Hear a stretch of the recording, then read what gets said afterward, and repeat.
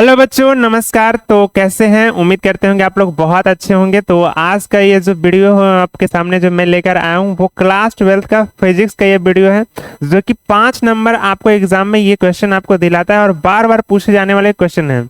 अगर जो आप लोग फिजिक्स से बहुत काफी परेशान होंगे तो खैर मैं आपकी सारी परेशानियों का दूर कर दूंगा। बस ये जो आपके पास जो 2 मिनट का जो कीमती समय सिर्फ मेरे पास अगर जो देते हो ना, तो ये 5 नंबर का क्वेश्चन आपको इतने इजी तरीके से आपको समझ में आ जाएंगे। ये डेरिवेशन बहुत ही बेहतरीन तरीके से मैं आपको क्लियर करके देने वाला हूँ।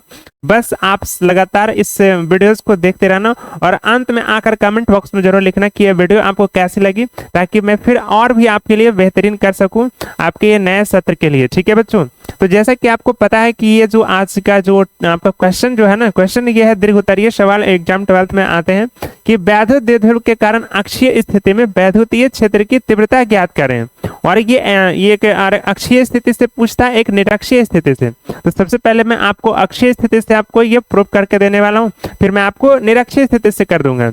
बस आप ध्यान से थोड़ा सा देखते रहना मेरे बच्चों, ठीक है। तो देखिए एक्चुअली है क्या, हमको निकालना क्या है, वैद्युतीय क्षेत्र की तीव्रता ज्ञात करनी है।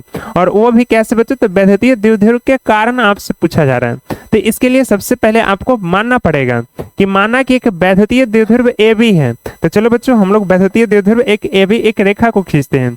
ये आपका प्यारा सा रहा वैद्युतीय द्विध्रुव ए बी, ठीक है। मैंने एक लाइन को खींचा यहाँ पे, इसको थोड़ा मैं और सीधा कर लेता हूँ, ठीक है। अब इसका नाम मैं रख देता हूँ बच्चों क्या, ए और बी। ये रहा ए बी।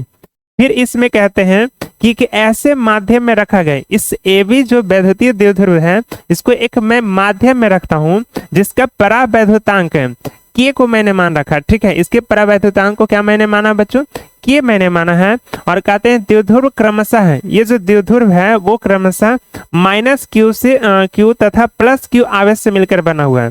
ये जो है ना ए बी जो रेखा, एक साइड में आपका माइनस क्यू आवेश है और एक तरफ आपका प्लस क्यू आवेश है, ठीक है। अब आगे क्या कहा गया है कि कहते हैं द्विध्रुव की लंबाई 2l है। हाँ जी बच्चों, इसकी लंबाई क्या बताया जा रहा है, तो ये जो द्विध्रुव ए बी है ना, इसकी लंबाई आपको बताया जा रहा है कितना है, 2l लंबाई है। तो चलो मैं इसको 2l इसका लंबाई ले लेता हूँ, ठीक है। उसके बाद कहा जाता है कि द्विध्रुव के मध्य बिंदु से, मध्य बिंदु आपको समझ में आते कि ये जो रेखा है ना, इसके बीचों बीच के जो पॉइंट को ही हम ये जो पॉइंट जब डाले ना, तो ये मध्य बिंदु बन गए। एक रेखा को 2 बराबर भागों में बांट देती है, ठीक है। अब ये जो मध्य बिंदु क्या, इसको मैंने मान रखा हूँ, इस मध्य बिंदु को मैंने इसको ओ मान रखा हूँ, ठीक है बच्चों। इसको मैंने क्या मान लिया, ओ मान लिया। अब कहते हैं ओ से आर दूरी पर, अब इस ओ मूल बिंदु जो है ना, मध्य बिंदु है, इससे आर दूरी पर। तो चलो आर दूरी पर मैं एक रेखा खींचता हूँ, ठीक है। इससे आर दूरी पर मैं एक रेखा खींचने जा रहा हूँ। ये मूल बिंदु ओ है, यहाँ से कितना दूरी पे कहा जा रहा है, तो चलो बच्चों यहाँ मैं आर दूरी ले लेता हूँ, ठीक है। ये कितना दूरी है, आर दूरी है। अब कहते हैं ओ से आर दूरी पर इसके अक्ष में बिंदु पी है। हाँ जी, इसके अक्ष में मैं एक रचना कर देता हूँ। बिंदु कौन सा है प्यारे बच्चों, तो यहाँ पर एक बिंदु इसके समांतर में मान लेता हूँ, यहाँ पे एक बिंदु पी है, ठीक है। अब इस बिंदु P पर कह रहा है ना, जहां पर वैद्युत क्षेत्र की तीव्रता ज्ञात करनी है, अर्थात वैद्युत क्षेत्र की तीव्रता जो है ना, इस बिंदु P पर आपको ज्ञात करने के लिए कहा जा रहा है यहाँ पर मेरे बच्चों, ठीक है। तो ये आपको पिक्चर समझ में आई या नहीं बच्चों, हाँ या ना में आप जवाब लिखना। और ये कैसे आपको समझ में आ रही है, क्या इतना आप समझ गए हो? अगर जो इतना समझ गए तो और भी आपको बहुत अच्छे समझ में आ जाएगी, ठीक है। अब देखो यहाँ पर ध्यान से गौर देने वाली बात है ना, कि एक रेखा आपको दिया गया था, इस रेखा की लंबाई मैंने 2l माना है बच्चों। तो आप जरा बताना, जब ये रेखा 2l है तो आप जरा ये बता सकते हो कि हाँ सर जी ये 2l जब लंबाई है तो क्या ये यहाँ से a से o के बीच की दूरी l हो सकता है ना? बिल्कुल हो सकता है सर।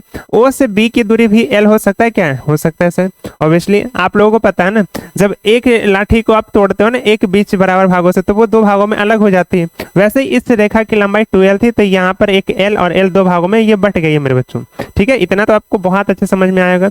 अब ये भी आप समझ लो ना थोड़ा सा, कि अगर जो आपसे मैं पूछूं ना, कि अगर जो इसकी लंबाई माइनस क्यू आवेश से मैं पूछूं, मैं आपसे अगर जो पूछूं कि यहाँ से P तक की बिंदु की लंबाई पूछूं, तो टोटल ओवरऑल अब कितना हो गया बताओ। यहाँ से देखो, बिंदु O से लेकर P तक की दूरी तो R मैंने ले लिया, ठीक है।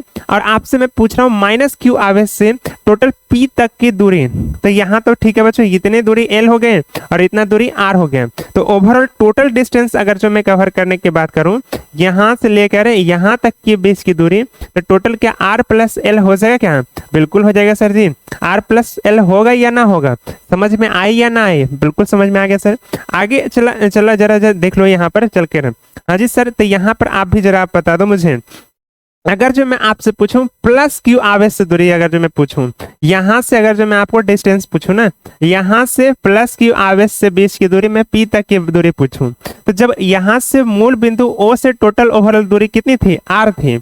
अब यहां से मैं सिर्फ इतना ही मैं पूछ रहा हूं, तो ये टोटल में से अगर जो इसको मैं 10 मान लेता हूं, 10 सेंटीमीटर, और इतनी दूरी 5 है, तो इसको मैं इसमें से तो घटाऊंगा ओब्वियसली, तो सिंपल से यहाँ पर हो जाएंगे आर माइनस एल सेंटीमीटर हो जाएगा। तो इसको मैं आर माइनस एल मान लिया। किसी को कोई दिक्कत, कोई कष्ट हुआ क्या? यहाँ से आर प्लस एल मैंने लिया, कोई प्रॉब्लम हुआ क्या? बिल्कुल नहीं हुआ होगा। तब चलिए अब हम लोग डेरिवेशन को सोल्व करते हैं मेरे बच्चों, ठीक है? तो चला जाए डेरिवेशन को कंप्लीट करने के लिए। तो सबसे पहले मैं डेरिवेशन को कंप्लीट करने के लिए क्या लिखूंगा? तो सबसे पहले मैं लिखने वाला प्लस क्यू आवेश से, ठीक है? प्लस क्यू आवेश से, हाँ जी, बिंदु कहाँ? बिंदु पी की दूरी क्या हो जाएगा बच्चों? आप ही बताओ। हाँ जी, इस बिंदु से इसकी दूरी क्या मैंने मान रखा था? r माइनस एल रखा था, हो गया, r माइनस एल लिखा। इसी प्रकार माइनस क्यू आवेश, कहाँ से? माइनस क्यू आवेश दूसरे बिंदु से, हाँ जी, तो उसका भी बिंदु P तक ही जाना है। बिंदु P की दूरी में क्या लिख सकता हूँ? तो बिंदु P की दूरी लिख सकता हूँ r प्लस एल लिख सकता हूँ क्या? इस बिंदु तक की दूरी देखो ना, यहाँ तक की क्या है? r प्लस एल है। ये दोनों लाइनें आपको समझ में आई या नहीं? हाँ या ना बोलना बच्चों, ठीक है? ये दोनों समझ में आई। तो अब मैं आपको विद्युतीय क्षेत्र की तीव्रता दोनों बिंदुओं पर निकालता, बिंदु B पर भी और बिंदु A पर भी। तो बिंदु विद्युतीय क्षेत्र की तीव्रता निकालने के लिए आपको मैं मान लेता हूँ E1 बराबर, विद्युतीय क्षेत्र की तीव्रता आपको पता है 1/4πε0, हाँ जी, Q/r²। तो मैं यहाँ पर ले लेता हूँ 1/4πε0 Q/। अब देखो बच्चों, यहाँ पर प्रावैद्युतांक इसका क्या माना है? K माना है, ठीक है? और डिस्टेंस इसका क्या है बच्चों? तो डिस्टेंस इसका r माइनस एल है। तो यहाँ पर मैं r माइनस एल इसका डिस्टेंस लिख दूं क्या? हाँ जी, तो r माइनस एल का क्या हो जाएगा? होल स्क्वायर हो जाएगा। इसको मान लेता हूँ मैं समीकरण फर्स्ट में मान लेता हूँ, ठीक है? इसी प्रकार ना बिंदु दूसरे बिंदु पर आपको मैं निकालने सिखा रहा हूँ बच्चों। इसी प्रकार आप कहाँ चलोगे? हाँ जी, तो बिंदु यहाँ पर माइनस क्यू पर आ जाओ ना, ए बिंदु पर है। इसको मैं ले लेता हूँ E2 बराबर। तो E2 बराबर क्या हो जाएगा? 1/4πε0 के Q/। इसका दूरी देखो तो बच्चों, दूरी इस बिंदु से P तक की दूरी r प्लस एल है, तो इसका r प्लस एल का होल स्क्वायर में कर सकता हूँ। इसको मैं समीकरण 2 मान लिया बच्चों। क्या इतना समझ में आया? हाँ या ना में बताना, आप जवाब देना। समझ में आई ना सारी चीजें? चलो फिर अब आगे बढ़ते हैं, ठीक है? अब आगे आपको देखनी है, ध्यान रखनी है ना, ये दोनों इक्वेशन का रिजल्टेंट निकालता हूँ विद्युतीय क्षेत्र की तीव्रता। तो अब मैं लिखूंगा क्या? हाँ जी, तो अब लिखूंगा बिंदु कुल परिणामी तीव्रता निकालते हैं, ठीक है? हाँ जी, चलो, हाँ जी, परिणामी तीव्रता, परिणामी तीव्रता कहाँ पर बच्चों? बिंदु P पर है, बिंदु P पर, ठीक है? परिणामी रिजल्टेंट निकालेंगे तो ओवरऑल टोटल निकालना पड़ेगा, अर्थात E बराबर फॉर्मूला होता है क्या चीज? तो E बराबर फॉर्मूला हो जाएगा E1 माइनस E2। और E1 अभी आपने क्या फाइंड करके लाया था बच्चों? E1 का वैल्यू 1/4πε0 के Q/r माइनस एल का होल स्क्वायर है। यहाँ पर सिर्फ r प्लस एल का होल स्क्वायर है और ज्यादा कुछ भी नहीं है। तो बस उन सारी चीजों को मैं यहाँ पर लिखूंगा 1/4πε0 के Q/r माइनस एल का होल स्क्वायर, यहाँ पर माइनस, और यहाँ पर मैं लिखूंगा 1/4πε0, हाँ जी, Q/, क्या हो जाएगा बच्चों? r प्लस एल का होल स्क्वायर हो जाएगा, ठीक है? ये इतनी बातें समझ में आई। अब देखो कॉमन दोनों में क्या है ना, उस कॉमन को बाहर निकाल लेते हैं, ठीक है? कॉमन सर यहाँ पर हो जाएगा ना, हाँ जी, बिंदु आवेश Q भी तो कॉमन है ना, तो मैं इसको लिख देता हूँ Q/4πε0 के, और बाकी बच गया अंदर में 1/r माइनस एल का whole square minus 1/r plus L का होल स्क्वायर बच गया, ठीक है? ये दो चीजें अंदर में बच गया। अब आपको पता है इसका मैं अब एलसीएम लेता हूँ, और यहाँ पर गौर से आप देखना, इसका जो है ना सर्व समीका होता है। आर माइनस एल का whole square, r plus L का whole square. A square minus B square का फॉर्मूला होता है क्या भाई, A square minus B square होता है, ठीक है। तो मैं इसको r square minus L square का होल स्क्वायर कर दूं, अंदर में क्या कर दूं, तो समझ में आ जाएगी। ये सर्व समीका आप ध्यान में रखना बच्चों, ठीक है। अब मैं इसको आगे लेकर बढ़ता हूँ, ठीक है। ई बराबर मैं यहाँ पर लिखने वाला ई बराबर मैं लिखूंगा क्यू बटे 4 पाई एप्सिलॉन नॉट के, ठीक है। यहाँ पर आपको हो जाएंगे, देखो भाई, अगर जो मैं लिखता हूँ तो r square minus L square का होल स्क्वायर, और एलसीएम लेने पर क्या होगा भाई, तो ये तो कट जाएंगे, तो बचेगा यहाँ पर आर प्लस एल का whole square minus r minus L का होल स्क्वायर, इसका यहाँ पे चला जाएगा मेरे भाई। ये तो आपको फॉर्मूला सर्व समीका से पता होगा ना। ये आर माइनस एल का होल स्क्वायर जब कट जाएंगे यहाँ पे, तो आर प्लस एल का होल स्क्वायर यहाँ पे चला जाएगा, फिर इससे इधर कट जाएगा प्लस वाला साइन, तो यहाँ पर माइनस वाला चला जाएगा। ये समझ में आई ना बातें, ठीक है। अब यहाँ पर इसको फॉर्मूला से अब मैं तोड़ देता हूँ, ठीक है। अब इस फॉर्मूला को आप क्या करो भाई, तो इसको आप तोड़ने का प्रयास करो, ठीक है। चलो, तोड़ने फोड़ने में तो आप लोग माहिर हो ना, हाँ जी। तो अब चलो ई बराबर मैं लिखूंगा, ठीक है। टोटल रिजल्टेंट में निकाल रहा है क्यू बटा 4 पाई एप्सिलॉन नॉट के। अब यहाँ पर हो जाएगा मेरे बच्चों, तोड़ दो इसको, ए स्क्वायर फॉर्मूला हो जाएगा A square plus B square plus 2ab, ठीक है, माइनस, और यहाँ पर मैं डालूंगा ए माइनस बी का whole square, A square plus B square minus 2ab, ठीक है। और यहाँ पर नीचे में क्या हो जाएगा, r square minus L square का होल स्क्वायर, ठीक है। इसको ब्रैकेट में बंद कर दिया। उसके बाद ई बराबर मैं क्या लिखूंगा बच्चों, ई बराबर लिखूंगा क्यू बटे 4 पाई एप्सिलॉन नॉट के। अब देखो इसको माइनस को अंदर कर देता हूँ, r square plus L square plus 2rl minus r square minus L square plus 2rl, ठीक है। उसके बाद यहाँ पर क्या लिखा जाएगा, तो r square minus L square का होल स्क्वायर में लिखूंगा, ठीक है। अब जो माइनस प्लस जो चीज है ना उसको आप काट दो, यहाँ पर देखो आर स्क्वायर से आर स्क्वायर कट जाएंगे, एल स्क्वायर से एल स्क्वायर कट जाएंगे, ठीक है। अब आगे जरा देखो, तो ई बराबर हो जाएगा, हाँ जी, तो क्या हो जाएगा प्यारे बच्चों, 4 पाई एप्सिलॉन नॉट के, ठीक है। अब यहाँ पर 2rl देखो ना, तो कितना हो जाएगा टोटल 4rl हो जाएगा, यहाँ पर हो जाएंगे r square minus L square का होल स्क्वायर है। एक थोड़ा सा ना आप ध्यान से बात को समझना, याद रखना, इसको याद क्या रखनी है, यहाँ पर r square minus L square अगर जो ना, हाँ जी, लंबाई को मैं बहुत छोटा यदि मान लूँ, ठीक है, यदि लंबाई को जो है ना, यहाँ पर देखो, यदि आर जो है ना बच्चों, यहाँ आर नहीं एल यहाँ पर हो जाएगा, L is less than very very less than r के बराबर, अगर जो है ना एल अगर जो यहाँ पर बहुत छोटा मैं कर देता हूँ, ये जो मैं एल मान रखा ना कि अगर जो बहुत छोटा हो जाए, बहुत मिनिमम हो जाए, तो ये आर जो है ना टोटल ओवर एल को अगर जो 0 में मान लूँ, तो ये टोटल डिस्टेंस कितना हो जाएगा, आर ही तो हो जाएगा ना। हाँ जी बच्चों, तो यहाँ पर आपने देख लिया कि यदि एल जो है ना बहुत छोटा आर से है, तो एल जो है बहुत छोटा आर से, अर्थात एल जो है ना, एल जो है एल का वैल्यू 0 हो जाएगा। तो एल का वैल्यू जब 0 हो जाएगा, तो यहाँ पे आप जरा ध्यान से देखना मेरे बच्चों, ई बराबर हो जाएगा क्या, क्यू बटे 4 पाई एप्सिलॉन नॉट के, ठीक है। और यहाँ पे मैं लिख सकता हूँ क्या, 4rl अपॉन, यहाँ पर एल का वैल्यू 0 है, तो आर स्क्वायर का स्क्वायर हो जाएगा क्या, हाँ जी सर, हो तो जाएगा। अब यहाँ पर और आगे मैं बढ़ूँ क्या, हाँ जी बढ़िए।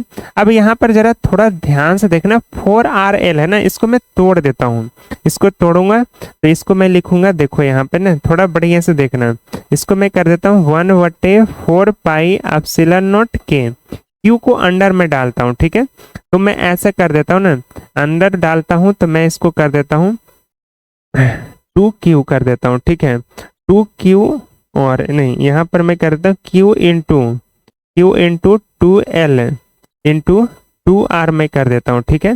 और आपको पता है q इंटू 2l जो है ना विद्युतीय द्विध्रुव आघूर्ण होता है, ठीक है, यहाँ पर। और यहाँ पर हो जाएंगे बच्चों क्या, आर स्क्वायर का स्क्वायर क्या हो जाएगा, आर पे पावर 4 हो जाएगा, ठीक है। इतना तो बात आपको समझ में आया होगा। Q इंटू 2L जो इसका फॉर्मूला होता है, चूंकि मैं इसको लिख सकता हूँ क्या, हाँ जी सर, इसको आप लिख सकते हो P बराबर होता है Q इंटू 2L होता है बच्चों, ठीक है। Q इंटू 2L ये विद्युतीय द्विध्रुव आघूर्ण का फॉर्मूला होता है, इस फॉर्मूले को आप अच्छे से ध्यान से याद रखना ताकि आपको डेरिवेशन करने में बहुत आसानी हो सके। अब Q इंटू 12 के जगह पे मैं P रख देता हूँ वैल्यू, ठीक है। क्या मैं रखने वाला हूँ? P इसका वैल्यू मैं रखने वाला हूँ यहाँ पे। ओहो, चलो यहाँ पे ठीक है। आजो देखो यहाँ पर इसका वैल्यू मैं कितना रख दूंगा? P। तो E बराबर आपका हो जाएगा, E बराबर हो जाएगा 1/4 पाई एप्सिलॉन नॉट K, ठीक है। अब यहाँ पर हो जाएंगे बच्चों P into 2R upon RQ, sorry R4 हो जाएगा ना। हाँ जी, यहाँ पर कितना R4 है। यहाँ पर आप देखो तो यहाँ पर आपको क्या दिया हुआ है, यहाँ पर R है, यहाँ पर R4 है, तो यहाँ पे कट के क्या 3 हो जाएगा क्या? बिल्कुल हो जाएगा सर। तो अब आगे हम देखा जाए, यहाँ पे ना बढ़ा जाए। अब मैं लिखने वाला यहाँ पर E बराबर हो जाएगा 1/4 पाई एप्सिलॉन नॉट K, और इनटू में हो जाएगा बच्चों कितना? 2P अपॉन RQ हो जाएगा। यदि अगर जो बात किया जाए ना, यदि K का वैल्यू कितना मैं रख दूंगा? 1 रख दूंगा, ठीक है। K का वैल्यू कितना रख देता हूँ? 1 रख देता हूँ। तो अब देखो, आप बताओ E बराबर हो जाएगा 1/4 पाई एप्सिलॉन नॉट, K का वैल्यू तो 1 हो गया, और यहाँ पर हो जाएंगे 2P अपॉन RQ। यही डेरिवेशन आपको सिद्ध करनी थी मेरे बच्चों, और ये डेरिवेशन आपका जो है सिद्ध हो चुका है एट लास्ट फाइनली। ओहो, मिट गया। चलो यहाँ पे सिलेक्ट करनी थी। ये डेरिवेशन आपका क्या हो गया? प्रूव्ड हो गया बच्चों। चलो, ओहो, इसको और नीचे में कर देता हूँ, ठीक है। तो कलर थोड़ा सा डिफरेंट कर देता हूँ। ये डेरिवेशन आपको लानी थी। ये 1/4 पाई एप्सिलॉन 2/RQ, ठीक है। इतना अगर जो आप कर देते हो ना, तो 5 अंक आपके एकदम पक्के हो जाएंगे, ठीक है। एकदम फिक्स कर लेना मेरे बच्चों। क्या आपको समझ में आया ये डेरिवेशन पूरा अच्छे से? अगर जो आपको बहुत अच्छे से डेरिवेशन समझ में आएगा तो कोई दिक्कत आपको आएगी नहीं, और एग्जाम में आप जाओगे ना तो एकदम हलवा बना दोगे, चुटकियों में बना कर आओगे मेरे भाई। तो आप एक बार स्क्रीनशॉट लेना चाहते हो तो आप ले सकते भी हो, ठीक है। चलो भाई, तो एक बार आप इसका स्क्रीनशॉट ले लेना, ठीक है। ये 5 नंबर आपको दिलाकर ही रहेगा। ये फर्स्ट पेज रहा, ये आपका सेकेंड पेज रहा। दोनों पेजेस में आपका जो है ना पूरे 5 नंबर कंप्लीट हो जाते हैं। ओके, तो आपको वीडियो कैसा लगा कमेंट बॉक्स में लिख देना, और वीडियो को शेयर कर देना। अगर जो आप चैनल पर नए आए तो चैनल को सब्सक्राइब कर दें। Okay, all the best, thank you.